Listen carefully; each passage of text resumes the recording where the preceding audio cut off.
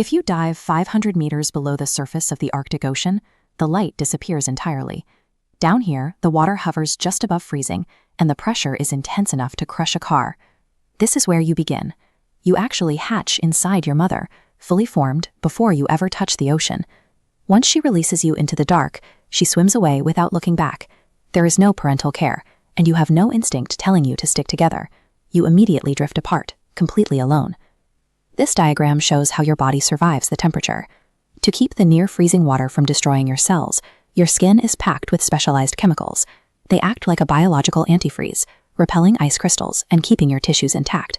But that cold resistance comes with a massive physiological tax. Your body temperature remains so low that your metabolism barely functions. You burn fuel slower than almost any other predator on Earth. You don't need constant meals, but you also physically cannot move fast. Within your first few months, small crustaceans find you in the dark. They latch onto your eyes, digging in and refusing to let go. Over time, they degrade the tissue until you are completely blind. You are now a blind, solitary animal trapped in slow motion, sharing an environment with highly mobile, lethal predators.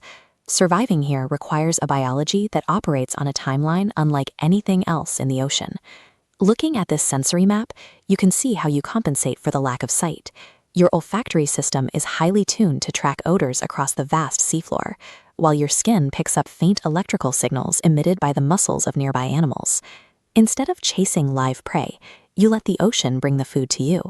Those senses pull you across miles of empty sand, honing in on whatever falls from the surface layer, even a bloated, sinking moose carcass that drifted out to sea.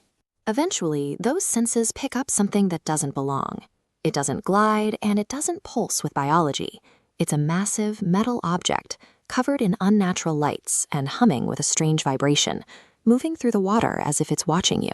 It doesn't register as a predator, but it certainly isn't prey. You angle your body downward, sinking steadily into thicker, deeper water until the pressure changes and the hum finally fades away. Your entire strategy relies on passive opportunism. You hold your place in the dark, conserving almost all your energy, and wait for the world above to drop its mysteries and its meals into its path. 50 years pass. You are still drifting, growing at a glacial pace of about 1 centimeter per year. A massive scent trail catches your attention, heavy with fat and decay. You follow it down until you find a sperm whale lying perfectly still on the seabed. You sink your teeth into its side, only to feel a massive contraction in the muscle beneath you. It isn't dead, it was just sleeping.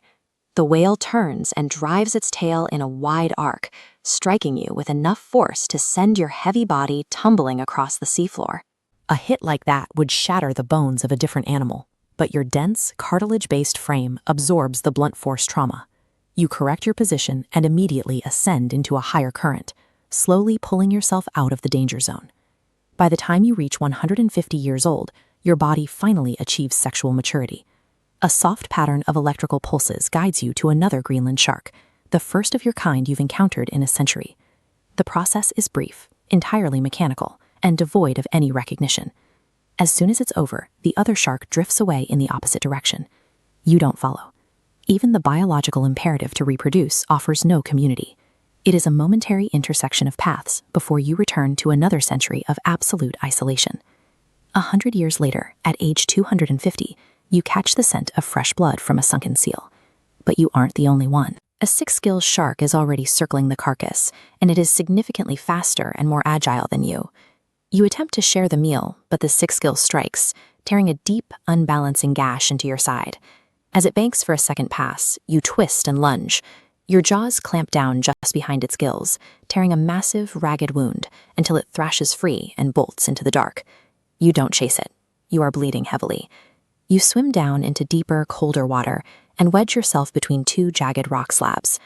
With a metabolism this slow, you have to wait in absolute stillness for hours, letting the freezing water gradually thicken your blood and seal the wound. This is why you avoid confrontation. In a body that operates at a glacial pace, physical recovery takes enormous biological resources.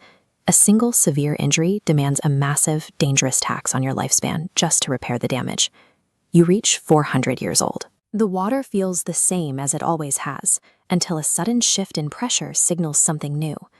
A pod of killer whales is descending rapidly from the surface, moving with a coordinated speed you have never encountered. The pod coordinates their strikes from below, driving upward to tilt your massive frame. A second impact spins you completely upside down. This diagram illustrates their specific tactic.